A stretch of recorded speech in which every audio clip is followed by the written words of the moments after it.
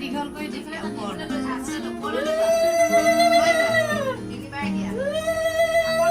লৈ লোৱা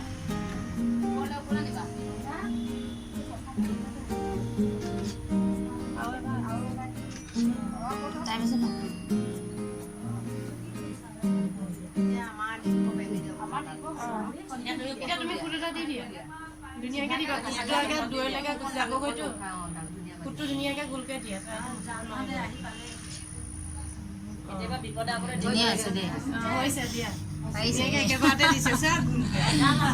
আহি আছে হৈছে দে ধুনীয়াকে গোলকে দিছে এই গামছাখন ফুট এটা দি